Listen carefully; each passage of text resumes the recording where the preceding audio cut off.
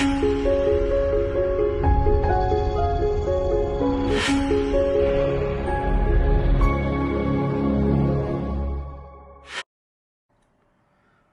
good day everybody. This is another interesting case. It's a hard nuclear cataract with extensive subluxation of the back complex.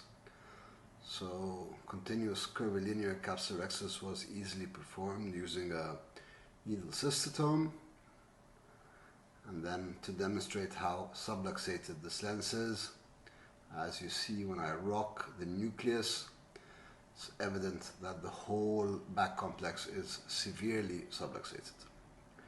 I cannot stress how important hydrodissection is, as this separates the nucleus and the cataract fibers from the rest of the capsule and the bag, which makes a lot of the intra-operative maneuvers of rotation and chopping much easier.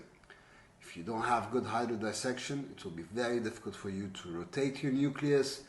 It will be very difficult for you to be able to maneuver your cataract in the right direction, which will cause unnecessary and further stress to your zonular fibers that could be detrimental to your operation.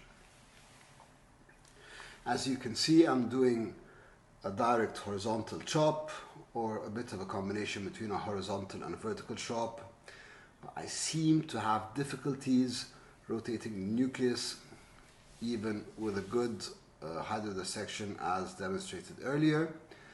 And as you can see, it is very difficult for me to rotate the nucleus into the proper position, and I am struggling to chop this nucleus, and I can clearly see the equator of the capsular back complex being pulled in with minimal vacuum being applied by my phaco probe. I try to cross my swords.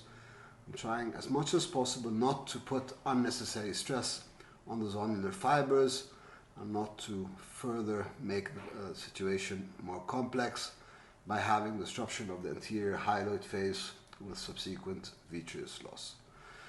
So I decide I'm trying to remove a small quadrant or piece of the nucleus to create space into the nuclear or into the capsular bag, in order for me to be able to put in my CTR as will be demonstrated, because I realize if I continue in the manner that I was going with, what would happen is that I would further damage my zonules.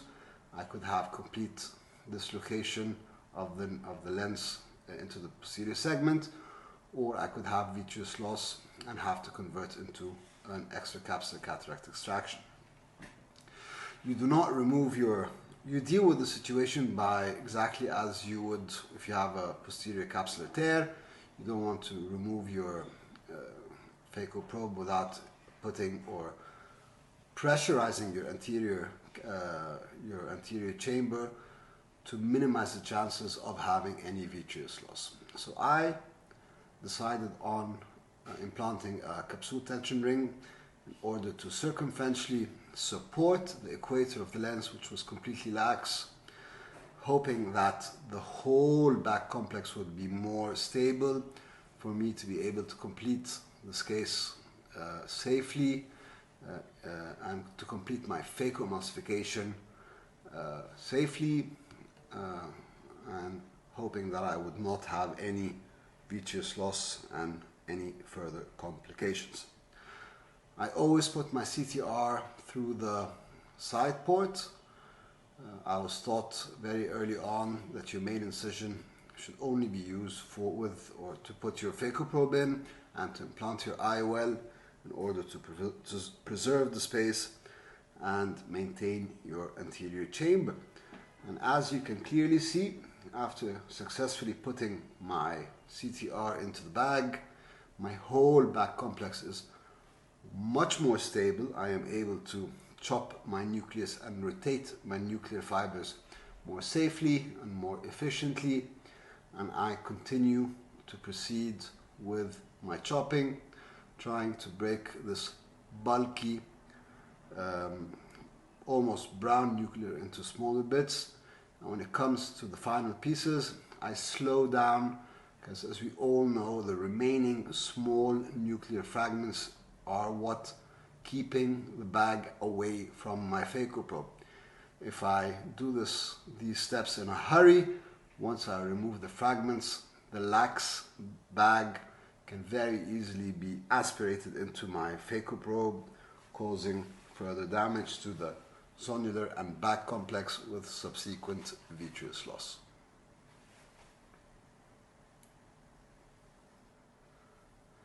Even cortical removal should be done in a very specific manner. You do not want to do your usual grab and pull centripetally, because that could cause further stress onto your zonular fibers. So what you should do is you should engage the cortical fibers with your aspiration cannula.